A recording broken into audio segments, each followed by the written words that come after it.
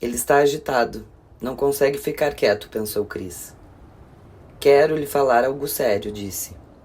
Você tem feito bem seu trabalho, não se preocupe, respondeu ele, enquanto gastava um lenço de papel atrás do outro.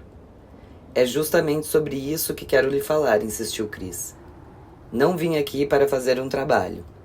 Vim porque achei que nosso casamento estava acabando.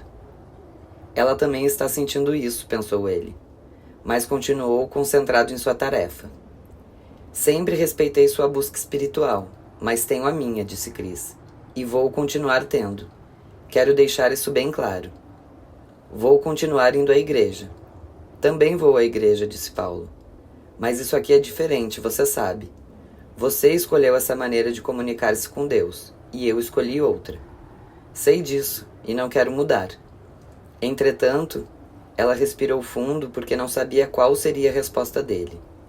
Alguma coisa está acontecendo comigo. Eu também quero conversar com meu anjo. Levantou-se e foi até onde ele estava. Começou a catar os lenços de papel espalhados pelo chão. Me faz um favor, disse, olhando no fundo dos olhos do marido.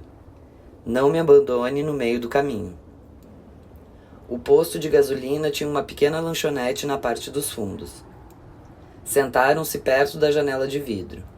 Tinham acabado de acordar, e o mundo ainda estava quieto. Do lado de fora a planície, a imensa reta asfaltada e o silêncio. Chris sentiu saudades de Borrego Springs, de Gringo Pass e de Índio. Naqueles lugares o deserto tinha rosto. Montanhas, vales, histórias de pioneiros e conquistadores. Aqui, porém, tudo o que podia ver era imensidão vazia e o sol. O sol que daqui a pouco ia colorir tudo de amarelo, elevar a temperatura até 55 graus Celsius, à sombra, embora não houvesse sombra, e tornar a vida insuportável para homens e animais. O rapaz veio atendê-los. Era chinês e ainda falava com sotaque. Não devia estar ali há muito tempo. Chris imaginou quantas voltas o mundo precisou dar para trazer aquele chinês até uma lanchonete no meio do deserto. Pediram café, ovos, bacon e torradas, e continuaram em silêncio. Chris reparou os olhos do rapaz. Pareciam fitar o horizonte. Pareciam olhos de quem tem a alma crescida. Mas não. Ele não fazia um exercício sagrado ou tentava desenvolver-se espiritualmente. Aquilo era um olhar de tédio. O rapaz não estava vendo nada. Nem o deserto, nem a estrada, nem os 2 fregueses que apareceram de manhã bem cedo. Limitava-se a repetir os movimentos que lhe haviam ensinado.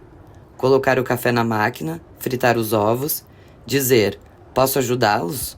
Ou obrigado, como se fosse um animal amestrado, sem sentimentos ou reflexos. O sentido de sua vida parecia ter ficado na China, ou desaparecido na imensidão da planície, sem florestas ou rochedos. O café chegou. Começaram a tomar sem pressa. Não tinham onde ir. Paulo olhou o carro lá fora. De nada havia adiantado limpá-lo 2 dias atrás. Estava de novo coberto de poeira. Escutaram um pequeno ruído ao longe. Daqui a pouco ia passar o primeiro caminhão do dia. O rapaz deixaria de lado seu torpor, os ovos e o bacon, e iria olhar para fora tentando identificar alguma coisa, querendo sentir-se parte de um mundo que se movia, que passava na frente da lanchonete. Era tudo o que ele podia fazer. Olhar de longe e ver o mundo passar. Provavelmente já não sonhava mais em largar a lanchonete um dia e pedir carona em um daqueles caminhões. Estava viciado em silêncio e vazio. O ruído começou a aumentar, e não se parecia com o motor de um caminhão. Por um instante o coração de Paulo encheu-se de esperança. Mas era apenas esperança, nada mais. Procurou não pensar nisso. Aos poucos o ruído foi crescendo. Chris virou-se para ver o que acontecia lá fora. Paulo manteve os olhos fixos no café. Tinha medo de que ela percebesse sua ansiedade. Os vidros do restaurante tremeram levemente com o barulho. O rapaz parecia não dar muita importância. Conhecia aquele ruído e não gostava dele. Mas Chris olhava fascinada. O horizonte enchera-se de brilho, o sol refletia nos metais, e na sua imaginação, o barulho parecia sacudir as ervas, o asfalto, o teto, o restaurante, as vidraças. Com um estrondo, elas entraram no posto de gasolina e a estrada reta, o deserto plano, a erva rasteira, o rapaz chinês, os 2 brasileiros que procuravam um anjo, tudo foi afetado por aquela presença. Os belos cavalos deram voltas e mais voltas no posto, perigosamente próximos um do outro. Os chicotes estalando no ar, as mãos enluvadas brincando com a habilidade e o perigo. Elas gritavam como cowboys, tocando seu gado. Queriam acordar o deserto, dizer que estavam vivas e alegres por causa da manhã. Paulo tinha levantado os olhos e olhava fascinado, mas o medo continuava no seu coração. Podia ser que não parassem ali, que estivessem fazendo tudo aquilo apenas para despertar o rapaz chinês, explicar para ele que ainda existia vida, alegria e habilidade. De repente, obedecendo a um sinal invisível, os animais pararam. As valquírias desceram. As roupas de couro, os lenços coloridos tapando parte do rosto, deixando só os olhos de fora para não respirarem a poeira. Tiraram os lenços e esfregaram nas roupas negras, sacudindo o deserto de seus corpos. Depois, colocaram-nos no pescoço e entraram na lanchonete. Eram 8 mulheres. Não pediram nada. O rapaz chinês parecia saber o que queriam. Já estava colocando ovos, bacon, torrada na chapa aquecida. Mesmo com toda aquela gente, ele continuava parecendo uma máquina obediente. "Por que o rádio está ligado?" perguntou uma delas.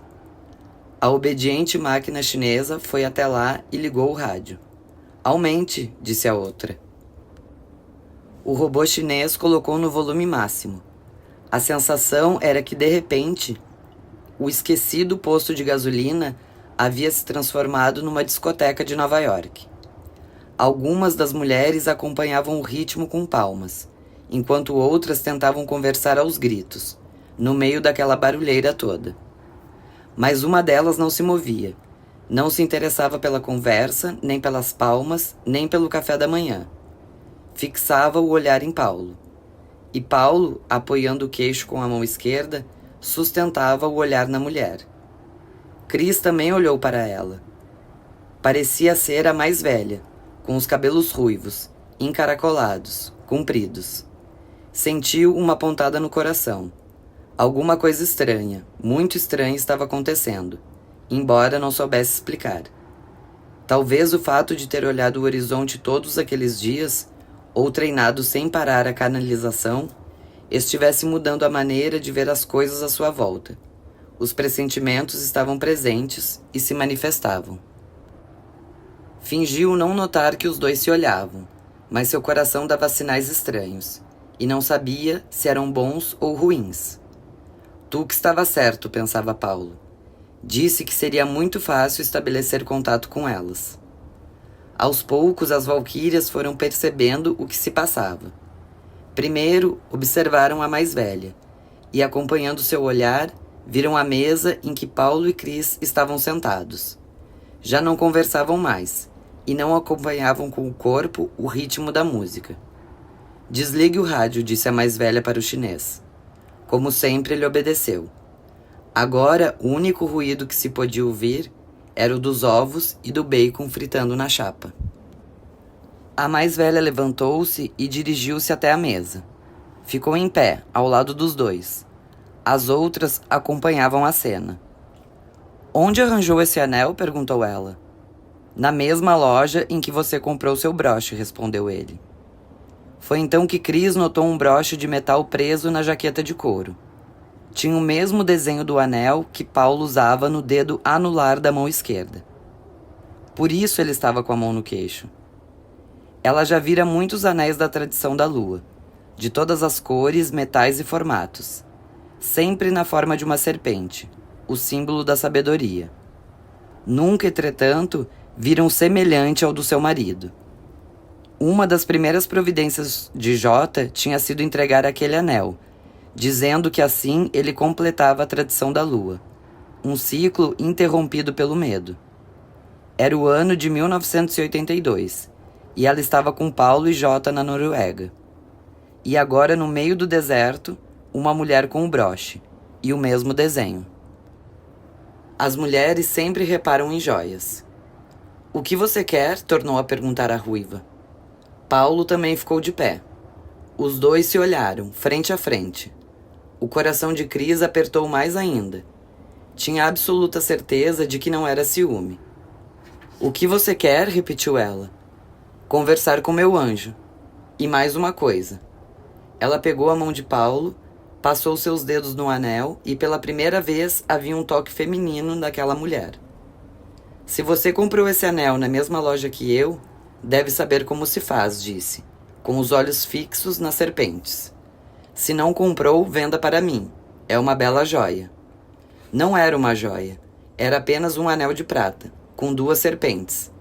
Cada serpente tinha 2 cabeças, e o desenho era muito simples. Paulo não respondeu nada. "Você não sabe conversar com anjos, e esse anel não é seu", disse a Valquíria depois de algum tempo. "Sei sim. Canalização", disse ele. "Exato", respondeu a mulher. "Nada além disso. Eu disse que queria mais uma coisa." "O quê?" "Tu que viu o seu anjo. Quero ver o meu. Conversar com ele frente a frente." "Tuque?" Os olhos da mulher ruiva percorreram o passado, tentando recordar quem era Tuque, onde vivia. "Sim, agora me lembro", disse. "Ele vive no deserto, justamente porque viu seu anjo." "Não, ele aprende a ser mestre. Esse negócio de ver anjo é pura lenda. Basta conversar com ele." Paulo deu um passo em direção à Valquíria. Cris conhecia o truque que seu marido estava usando. Ele chamava de desestabilização. Normalmente 2 pessoas sempre conversam mantendo um braço de distância entre elas. Quando uma se aproxima demais, o raciocínio da outra fica desorientado, sem que perceba o que está acontecendo. "Quero ver meu anjo. Ele está bem próximo da mulher", e mantinha os olhos fixos nela. "Pra quê?" A Valquíria parecia intimidada. O truque estava dando resultado. "Porque estou desesperado e precisando de ajuda. Conquistei coisas importantes para mim e vou destruí-las porque digo a mim mesmo que elas perderam o sentido. Sei que é mentira, que elas continuam importantes, e se as destruir, estarei destruindo a mim mesmo." Ele mantinha o mesmo tom de voz, sem demonstrar qualquer emoção pelo que dizia.